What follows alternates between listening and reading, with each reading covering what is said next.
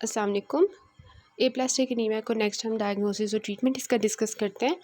तो सबसे पहले जो मोस्ट इंपॉर्टेंट इसकी इन्वेस्टिगेशन होती है वो क्या होती है? इनिशियल इन्वेस्टिगेशन एप्लास्टिक एनीमिया के लिए वो क्या होनी चाहिए? सीबीसी करवा लें हम, जिसमें हमें आरबीसीज भी कम मिलेंगे, प्लेटलेट्स भी कम मिलेंगे और न्यूट्रोफिल्स भी कम मिलेंगे, सारे टीएलसी डीएलसी कम हुआ होगा। तो सबसे पहले यही है कि आप करवाओगे सीबीसी तो आपको क्या मिलेगा? पैनसाइटोपिनिया मिलेगा। फिर बोन मैरो बायोप्सी में हमने देखा था कि क्या मिलता है? हाइपोसेलुलर मैरो मिलता है हमें, ठीक है। बोन मैरो जो है उसको जब हम देखते हैं तो उसमें हमें सेल्स कम मिलते हैं। दूसरी हो गया इन्वेस्टिगेशन, और तीसरा इन्वेस्टिगेशन क्या होगा? Peripheral blood smear. तो पेरिफेरल ब्लड स्मीयर में भी हमें क्या मिलेंगे? नॉर्मोसिटिक एनीमिया मिलेगा। इसमें नॉर्मल होते हैं, माइक्रोसिटिक भी नहीं होते, मैक्रोसिटिक भी नहीं होते। माइक्रोसिटिक जो है उसमें हमारे पास 4 थे और मैक्रोसिटिक में विटामिन B12 और फॉलेट हैं, लेकिन यहाँ पे नॉर्मोसिटिक है। आरबीसीज के साइज़ को, क्वालिटी को कुछ नहीं हो रहा, आरबीसीज की अमाउंट कम है बस, ठीक है। सो पेरिफेरल ब्लड स्मीयर में हमें नॉर्मोसिटिक एनीमिया मिलेगा। क्वांटिटी कम होगी लेकिन नॉर्मल सेल्स होंगे, नॉर्मल साइज़ के होंगे। उसके बाद हमारा जो है ट्रीटमेंट क्या होना चाहिए ऐसे लोगों का? एप्लास्टिक एनीमिया का ट्रीटमेंट क्या होना चाहिए? सबसे पहले वो जो कॉजेज़ हमने डिस्कस किए जिनकी वजह से बोन मैरो फेलियर की तरफ जा रहा था, उनको हम ट्रीट कर लें।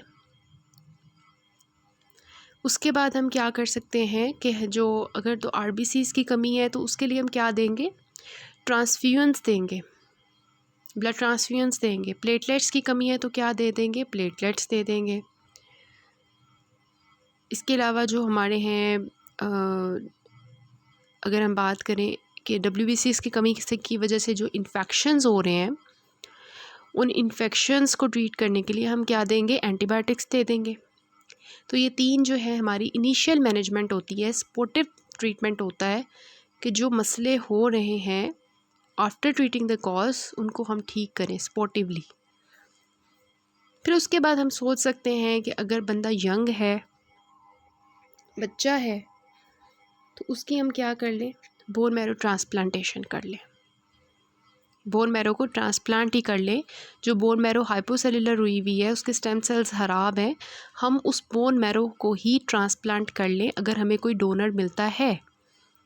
लेकिन अगर बंदा बूढ़ा हो चुका है, उसकी हम ट्रांसप्लांटेशन नहीं कर सकते, वो उसको नहीं कोप अप कर सकता, या ये कि हमारे पास यंग तो है लेकिन उसको डोनर नहीं मिल रहा कि उसकी कोई बोन मैरो ट्रांसप्लांटेशन कर सके, मैचिंग नहीं हो रही डोनर की, तो उसके लिए फिर क्या ऑप्शंस होने चाहिए हमारे पास? कुछ ऐसी चीज़ें, फॉर एग्ज़ाम्पल ऑटो इम्यूनिटी की वजह से, जो हमने बात की कि मोस्टली यही होता है कि ऑटो इम्यूनिटी की वजह से ही ये एप्लास्टिक एनीमिया होता है, तो हम उसके लिए कुछ ऐसी चीज़ें रखी हुई हैं हमने। लाइक ट्रीटमेंट में we have anti thymocyte globulin ATG, next we have cyclosporine. लेकिन अगर कोई साइक्लोस्पोरिन यूज़ नहीं कर सकता तो उसकी जगह हम टेक्रोलिमस यूज़ कर सकते हैं। इसके अलावा जो इम्यूनोसप्रेशन करवाने के लिए हम कॉर्टिकोस्टेरॉइड्स दे सकते हैं। इसके अलावा we can give the alemtuzumab, because aplastic anaemia की पैथोफिजियोलॉजी जो है वो आपकी पीडियाट्रिक्स की बुक में ज़्यादा अच्छी लिखी हुई है। वहाँ पे उन्होंने बताया हुआ है कि जो T सेल्स होते हैं वो एक्चुअली ऑटो इम्यूनिटी करवा रहे होते हैं, तो उनको हम सप्रेस करने के लिए एलेंतुजुमैब देते हैं। एलेंतुजुमैब एंटीबॉडी होती है ये जो है, ठीक हो गया। So these are the treatment options. इसके अलावा अगर स्टेम सेल्स नहीं है तो हम हिमाटोपोइटिक कोलूनी स्टिमुलेटिंग फैक्टर्स दे सकते हैं। इसके अलावा हम जो है जीन थेरेपी कर सकते हैं। So these are the treatment option. सबसे पहले सपोर्टिव मैनेजमेंट करोगे, कॉज को ट्रीट करोगे, उसके बाद आप क्या करोगे? बोन मैरो ट्रांसप्लांटेशन की तरफ जाओगे। लेकिन अगर बंदा बहुत बूढ़ा है या हमें डोनर नहीं मिल रहा, then we have various treatment options in which we have these anti thymocyte globulin, cyclosporine. अगर नहीं साइक्लोस्पोरिन यूज़ कर सकते तो टेक्रोलिमस, एलेंतुजुमैब, और ये वाला क्लोनिक स्टिमुलेटिंग फैक्टर हिमेटोपोइटिक, और जीन थेरेपी करवा लेंगे हम। So these are actually the treatment options for the aplastic anemia. So इसमें जो आपका नेक्स्ट उन्होंने पूछा हुआ है मैनेज कैसे करोगे पेशेंट को, तो वो सब हमने डिस्कस कर लिया है. सबसे पहले सपोर्टिव मैनेजमेंट है और फिर we have the medical options also and surgical option also. Then into which conditions aplastic anaemia can evolve. तो यहाँ पे वही कॉजेज़ पूछे हुए हैं एप्लास्टिक एनीमिया के, वो आपने डेविडसन का टेबल कर लेना है. देन जो नेक्स्ट क्वेश्चन है उसमें उन्होंने पूछा हुआ है कि what investigations will be helpful in the diagnosis और ट्रीटमेंट पूछा हुआ है. ये वाला क्वेश्चन रह गया कि how will you assess the severity of aplastic anaemia in this patient. तो इसके लिए एक क्राइटेरिया होता है जो कि हमने डेविडसन का टेबल देखना है कि इसको हम कहते हैं कमीटा क्राइटेरिया. कमीटा क्राइटेरिया के according severe, very severe, non severe aplastic anaemia होता है ऑन द बेसिस ऑफ कि कितने न्यूट्रोफिल्स, प्लेटलेट्स और रेटिक्स हैं और मैरो सेलुलरिटी कितनी है. इसको हम इस तरह से डिवाइड करते हैं. सो ये आपने याद कर लेना है. इसी तरह आप जो है इस क्वेश्चन को अटैम्प्ट करोगे. ठीक हो गया. अब रेटिक्स जो होते हैं इसमें आपको वो भी कम मिलेंगे क्योंकि बोन मैरो तो कुछ बना ही नहीं रही, तो रेटिक्स भी इसमें आपको नहीं मिलेंगे, कम मिलेंगे क्योंकि रेटिकुलर साइट्स जो है वो बोन मैरो से ही बन रहे होते हैं. सो ये आपने कर लेना है. देन अभी तक हमने कौन कौन से एनीमियाज कर लिए हैं. सिड्रोब्लास्टिक एनीमिया कर लिया, एनीमिया ऑफ क्रॉनिक डिजीज़ कर लिया, एप्लास्टिक एनीमिया कर लिया. Now we will discuss about macrocytic anaemias. जो सिड्रोब्लास्टिक था वो डायमॉर्फिक था, जो एप्लास्टिक था वो आपके पास नॉर्मोसिटिक था, जो एनीमिया ऑफ क्रॉनिक डिजीज़ था वो भी आपके पास डायमॉर्फिक होता है. अर्ली में जो है वो नॉर्मल होते हैं, बाद में माइक्रोसिटिक हो जाते हैं एनीमिया ऑफ क्रॉनिक डिजीज़ में. सो यहाँ पे अब हम डिस्कस करेंगे मैक्रोसिटिक एनीमियाज, जिसमें क्या होगा, सेल्स बड़े बड़े होंगे. और उसके हमने कॉज शुरू में भी डिस्कस किया था कि होगा क्या कि यू नो दैट कि जो विटामिन B12 है और फॉलेट हैं ये हमारे DNA की सिंथेसिस कर रहे होते हैं, उसकी डिवीजन कर रहे होते हैं, सेल डिवाइड कर रहे होते हैं. तो जब इनकी डेफिशिएंसी हो जाएगी तो सेल्स डिवाइड नहीं होंगे, जिसकी वजह से सेल्स का साइज़ जो नॉर्मल से ऐसे होना था अब वो डिवाइड ही नहीं हो पाएगा, तो वो बड़ा ही रह जाएगा, मैक्रोसिटिक रह जाएगा. This is actually the sole cause due to vitamin B12 and folate deficiency. तो सबसे पहले हम बात करेंगे विटामिन B12 डेफिशिएंसी के बारे में. सबसे पहले तो हमें ये पता होना चाहिए कि विटामिन B12 जो है इसके काम क्या होते हैं हमारी बॉडी में. What are the functions. So you should know that vitamin B12 is responsible for erythropoiesis, production of RBCs.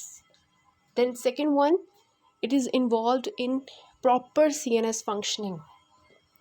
Third, ये क्या करता है, होमोसिस्टीन को मैथ्योनिन में कन्वर्ट करता है. ठीक हो गया. और इसके अलावा ये क्या करता है, मिथाइल मेलोनाइल को ए को सक्सिनाइल को ए में कन्वर्ट करता है. सो 4 functions in the body. Erythropoiesis करवाता है, CNS फंक्शनिंग में टेक पार्ट करता है, होमोसिस्टीन को मैथ्योनिन में कन्वर्ट करता है, मिथाइल मेलोनाइल को ए को सक्सिनाइल को ए में कन्वर्ट करता है.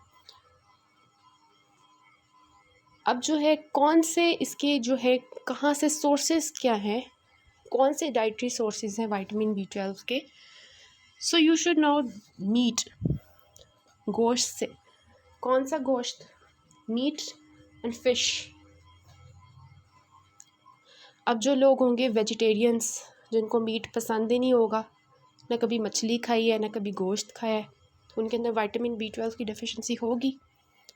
प्योर वेजिटेरियंस में होगा डेफिशिएंट विटामिन B12. अदरवाइज़ इसके बहुत ज़्यादा स्टोर्स होते हैं हमारी बॉडी में, अनलाइक फॉलेट जो हमारी बॉडी में इतना ज़्यादा स्टोर्ड फॉर्म में नहीं होता. सो इसकी डेफिशिएंसी विटामिन B12 की बहुत आहिस्ता आहिस्ता स्टार्ट होती है, और वो भी प्योर वेजिटेरियंस में. इंट्रिंसिक फैक्टर का क्या रिलेशन है विटामिन B12 के साथ. जब हम डाइट में लेते हैं विटामिन B12 तो हमारे स्टमक में जो है पेराइटल सेल्स होते हैं जो इंट्रिंसिक फैक्टर रिलीज़ करते हैं.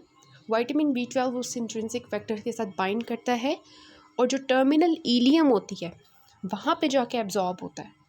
अगर ये इंट्रिंसिक फैक्टर के साथ बाइंड नहीं होगा तो ये टर्मिनल इलियम से एब्जॉर्ब नहीं होगा. डाइट में हम जितनी मर्ज़ी विटामिन B12 ले लेंगे, इंट्रिंसिक फैक्टर नहीं होगा तो एब्जॉर्प्शन नहीं होगी. और अगर हमारी डाइट भी ठीक है, हम गोश्त सही खा रहे हैं, विटामिन B12 की कोई कमी नहीं है, इंट्रिंसिक फैक्टर भी ठीक है बॉडी में, लेकिन टर्मिनल इलियम पे जब वो गया उसने एब्जॉर्ब होना था, लेकिन टर्मिनल इलियम की कोई ऐसी डिजीज़ थी जिसकी वजह से वो एब्जॉर्ब ही नहीं हुआ। For example Crohn's disease, now that commonly affects the terminal ileum. Coeliac disease जो डिनम में मोस्टली होती है, लेकिन वहाँ पे भी एब्जॉर्प्शन में खराबी हो सकती है अगर वो बहुत ज़्यादा सीवियर है। टर्मिनल इलियम किसी का हमने रिमूव कर दिया या किसी का स्टमक ही रिमूव कर दिया, फॉर एग्जांपल स्टमक के अंदर पैराइटल सेल्स होंगे तो इंट्रिंसिक फैक्टर होगा, गैस्ट्रेक्टमी हुई है किसी की। So these are the actually the causes. ठीक है, कॉजेज़ ऑफ डेफिशिएंसी थोड़े बहुत क्लियर हो गए होंगे कि या तो हम डाइट में नहीं ले रहे, प्योर वेजिटेरियन है, या हमारी जो है वो गैस्ट्रेक्टमी हुई है, स्टमक ही नहीं है, या पर्निशियस एनीमिया है, यू नो दैट उसमें ऑटो इम्यूनिटी हो जाती है पैराइटल सेल्स के अगेंस्ट, जिसकी वजह से विटामिन B12 जो है वो इंट्रिंसिक फैक्टर होता ही नहीं है जिसके साथ बाइंड कर। इसके अलावा टर्मिनल इलियम में कोई डिजीज़ है जो हमने डिस्कस की कि एब्जॉर्प्शन ही नहीं हो पा रही। तो कॉजेज़ लिखे हुए हैं स्टेप अप पे आपके कि impaired absorption, pernicious anaemia, gastrectomy, dietary intake नहीं है, अल्कोहल ले रहा है, क्रॉहन्स डिजीज़ है, और इसके अलावा कुछ ऑर्गेनिजम्स होते हैं लाइक डाइफाइलोबोथ्रियम लैटम, टेपवॉर्म इन्फेक्शंस हैं या ब्लाइंड लूप सिंड्रोम है, उनकी वजह से होता है, पैंक्रियाटिक इनसफिशिएंसी में होता है। अब ये भी याद रखना है फॉलेट और विटामिन B12 जो अगर डेफिशिएंट हो तो these can lead to aplastic anaemia also. तो हमारे अंदर अगर विटामिन B12 और फॉलेट की वजह से एप्लास्टिक एनीमिया हो रहा है तो एप्लास्टिक एनीमिया के भी साइंस आ रहे होंगे, एनीमिया, थ्रोम्बोसाइटोपेनिया, न्यूट्रोपेनिया, और उसके वो डायग्नोसिस में मतलब लैब इन्वेस्टिगेशन में वो आ रही होती हैं। कॉजेज़ ऑफ डेफिशिएंसी हो गए विटामिन B12 के। अब हम क्लिनिकल फीचर्स की बात करें तो मोस्ट इम्पॉर्टेंट जो इसके क्लिनिकल फीचर्स में आता है, अभी हमने देखा कि it is actually helpful in CNS functioning. तो अगर विटामिन B12 नहीं होगा तो पेरिफेरल न्यूरोपैथी स्टार्ट हो जाएंगी।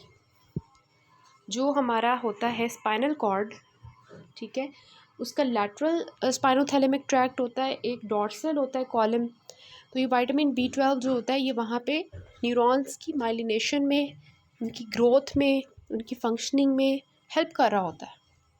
अब विटामिन B12 नहीं होगा वो नर्व्स खराब हो जाएंगी जो सेंसेस लेके जा रही थी हमारी, लेटरल स्पाइनोथैलेमिक ट्रैक्ट और डॉर्सल कॉलम्स खराब हो जाएंगे, जिसकी वजह से इम्पेयर्ड सेंसेशंस होंगी, पेशेंट को पेन फील नहीं होगी, टेम्परेचर फील नहीं होगा, वाइब्रेशन पोजीशन सेंस फील नहीं होगी, पोजीशन सेंस नहीं होगी, पैरेस्थीजियाज होंगे, नमनेस होगी, टिंगलिंग होगी।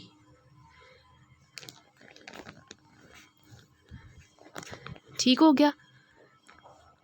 इसके अलावा अपर मोटर साइंस आएंगे, मोटर न्यूरॉन साइंस आएंगे, लाइक उसके रिफ्लेक्सेस इंक्रीज हो जाएंगे, स्पेसिसिटी होगी, स्पेसिसिटी, बेबिंस्की साइन जो है वो होगा, इटेक्सिया होगा, उसे चला नहीं जा रहा होगा, गेट एबनॉर्मेलिटीज़ आना शुरू हो जाएंगी, और also it can lead to urinary and faecal incontinence, impotency. So these are the main clinical features जो कि विटामिन B12 के साथ होते हैं, फॉलेट के साथ नहीं होते। Otherwise in both cases we find stomatitis, glossitis और साइंस ऑफ एनीमिया। जो साइड पे बॉक्सेस बने हुए हैं स्टेप अप के, वो आपने देख लेने हैं। कॉजेज ऑफ एनीमिया हो गया, क्लिनिकल फीचर्स हो गए विटामिन B12 के। अब इसकी डायग्नोसिस की तरफ जाते हैं। तो डायग्नोसिस में फ़र्स्ट ऑफ ऑल हम क्या करवाएंगे, serum vitamin B12 level check करवाएंगे, जो क्या होगा, कम मिलेगा हमें। मिथाइल मेलोनाइल को एक क्या मिलना चाहिए, it was converting methyl malonyl to the succinyl. अब विटामिन B12 नहीं है तो मिथाइल मेलोनाइल क्या हो जाएगा, ज़्यादा हो जाएगा। होमोसिस्टीन, ये होमोसिस्टीन को मैथ्यूनिन में कन्वर्ट कर रहा था, अब विटामिन B12 नहीं होगा तो होमोसिस्टीन क्या हो जाएगा, ज़्यादा हो जाएगा, और मैथ्यूनिन क्या मिलेगा हमें, कम मिलेगा। अगर तो पर्निशियस एनीमिया का पेशेंट होगा तो एंटीबॉडीज़ टू इंट्रिंसिक फैक्टर हमें मिल जाएंगी, तो उसका डायग्नोसिस कर लेते हैं। पेरिफेरल ब्लड स्मेयर में हमें क्या मिलेंगे, मैक्रोसाइट्स मिलेंगे या माइक्रोसाइट्स मिलेंगे, मैक्रोसाइट्स मिल जाएंगे। बड़े बड़े सेल्स होंगे। और इसके अलावा क्योंकि न्यूट्रोफिल्स भी मैच्योर नहीं हो रहे होंगे, इस वजह से वो जो न्यूट्रोफिल्स हैं उनके बहुत ज़्यादा सेगमेंट्स होंगे, hyper segmented neutrophils. This is very much important.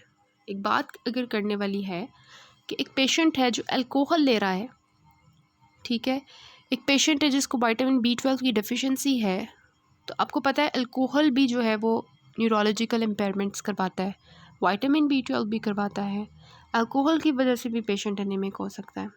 तो हमें कैसे पता चलेगा कि पेशेंट विटामिन B12 की वजह से हुआ है ख़राब या अल्कोहल की वजह से? हिस्ट्री वगैरह को छोड़ के अगर हम डायग्नोसिस की तरफ जाएं तो hypersegmented neutrophils are not found in alcohol. या दूसरे जो कॉजेज़ होते हैं माइक्रोसाइटिक एनीमियाज के, लाइक हाइपोथायरॉयडिज्म, लिवर डिजीज़, उनमें भी हमें मैक्रोसाइट्स मिल रहे होते हैं, लेकिन we don't find hypersegmented neutrophils there. तो दिस इज़ द डिफरेंस जो हमें ब्लड स्मीयर में पता चलता है। इसके अलावा शिलिंग टेस्ट होता है, इसमें इसकी डिटेल में जाने की ज़रूरत नहीं है, लेकिन अगर आपने डिटेल पढ़नी है तो आप स्टेप अप से देख सकते हैं, otherwise this is also the diagnostic option. Treatment क्या होना चाहिए विटामिन B12 की डेफिशिएंसी का? Treat the cause, means vitamin B12 deficiency है तो उसको ट्रीट कर लो। पर्निशियस एनीमिया उसको ट्रीट कर लो, जो कॉज है उसको ट्रीट करो, क्रॉन्स है उसको ट्रीट करो, ठीक है।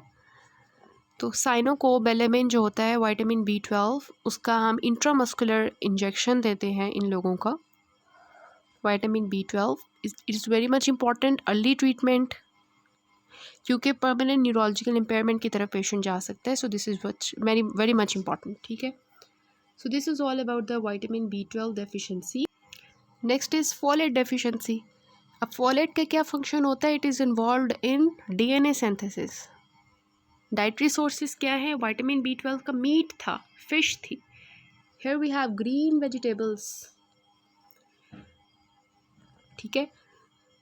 So this is actually the case. और ये बहुत जल्दी इसकी डेफिशिएंसी होती है क्योंकि बॉडी में इसके स्टोर्स जो हैं वो लिमिटेड होते हैं। 3 मंथ्स के अंदर अंदर जो है वो डेफिशिएंसी हो सकती है अगर पेशेंट जो है वो इनएडिक्वेट डाइटरी इंटेक कर रहा है।